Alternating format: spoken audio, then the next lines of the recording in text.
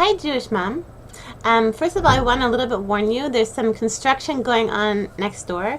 So now it's relatively quiet. But if you start hearing banging, banging, banging, I apologize. But I really want to make this pep talk, and I feel like this show must go on. What I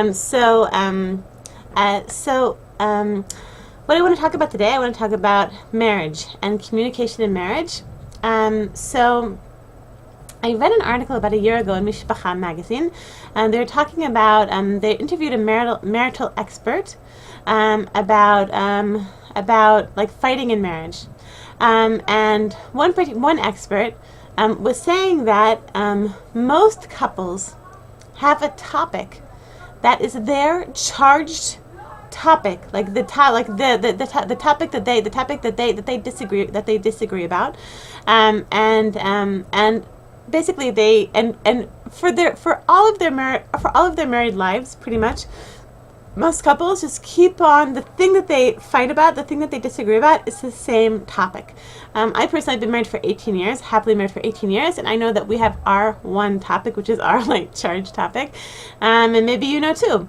So a bunch of years ago, I was taking a class on marriage, on Shalom Bayit, and this teacher had a very interesting idea, and so I just want to share it with you.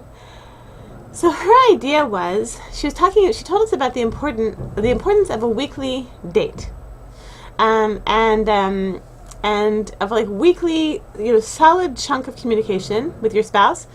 And she had an interesting suggestion. Her suggestion was that that during that date to talk about the most charged, like talk about the issue that you disagree about and work on it.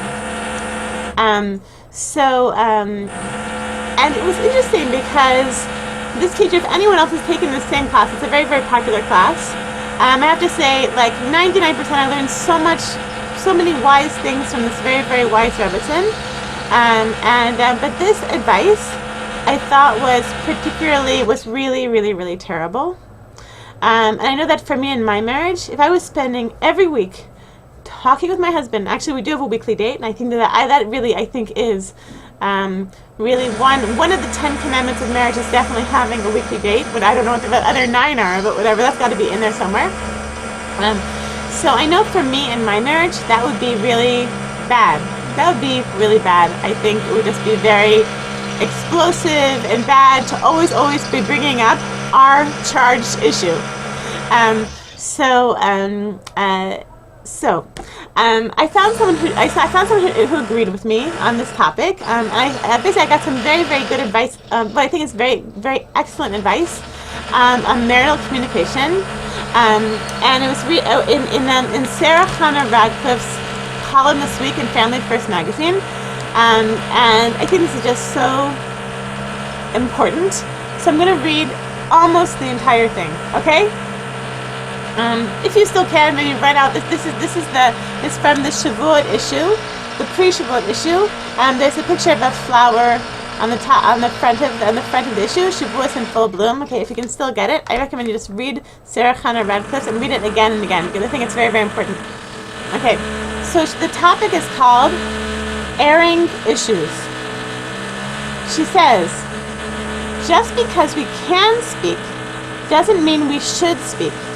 Some spouses, most commonly women, feel that airing issues is the best way to move a relationship forward.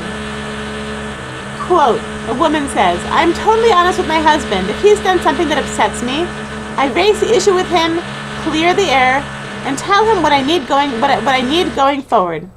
Once he understands what he did wrong, he really tries to fix it. So this is an example, basically, of a woman who sort of follows the advice of the Rebbetzin I took the class from. Sounds so simple, doesn't it? And logical too. Just talk about it and everything will be resolved. Because this technique works in some relationships, everyone wants to use it. However, this is far from a one-size-fits-all approach to marital harmony. Some people don't respond well to their spouse's articulation of a problem, perceiving it to be an attack or a criticism. Quote, when I tried to explain to my husband that he hurt my feelings, he starts blaming me for being negative, oversensitive, and critical. No matter how nicely I raise the issue, how polite or careful I am, it always ends up with him walking out and slamming doors and us not talking for days." Unquote. In other words, not everyone has a spouse who, quote unquote, once he understands what he did wrong, tries to fix it. Moreover, even when one's partner is willing to listen, there are only so many times a year that one can raise an issue. For instance, most spouses will respond very nicely to a partner's complaint that happens once or twice a year in an otherwise warm, positive relationship. Indeed, someone would have to be emotionally unwell in order not to be willing to do so for that rare, less than pleasant interchange. It is possible that many people will respond well to half a dozen such complaints a year. Got it? Six such complaints a year. She's sort of setting that up like that's maybe like the maximum, but from there things get a little murky. That "we have to talk" speech rarely works well when delivered, no matter how respectfully, on a monthly basis. Be careful. If you're doing this once a month, like, "Dear hubby, we need to talk," it's too much. It certainly works quite poorly when it occurs weekly. This is because negative speech far outweighs positive speech. One harsh word can knock out thousands of kind ones. A few sentences that are critical in nature can undo weeks of positive feedback. This may not be fair, but it's real. When one hears negative feedback too often, one begins to feel like a failure. This feeling is so aversive that one eventually refuses to accept any negative feedback at all, no matter how valid it might be. If having a talk is a strategy that can only be used rarely, what else can a person do to improve a relationship? One can start by remembering that we all tend to move from strength to strength, building on what is already right, using plenty of positive reinforcement, and trigger change by creating opportunities for success. For instance, if a spouse doesn't help clear the table, just hand him a dish as you are clearing it and express gratitude for the help. Similarly, when a spouse doesn't give eye contact when listening to you, you can talk when his or her eyes meet yours and wait quietly when he or she looks away. Right, catch them doing the right thing. Remember that people want to please those they care about, so increase your own display of affection, happiness, and overall positivity.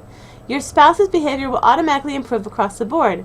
Smile frequently and broadly, and your occasional quiet disappointment will become a powerful tool for behavioral change. After doing all this, feel free to make the occasional briefly worded request. No talks. No talks! Right?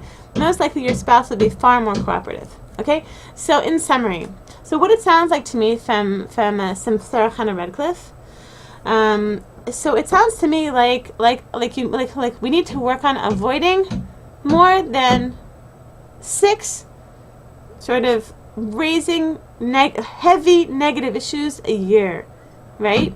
6 is the maximum, right? Over that, then people start turning off and getting angry and getting resentful and just sort of thinking, well, all she ever does is criticize me. Okay, so much better than a talk. Sort of what she's saying, a briefly worded request.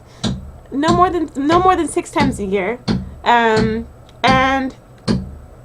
I guess if you have to have a talk, but just really try and see that, this might work in some marriages. It might.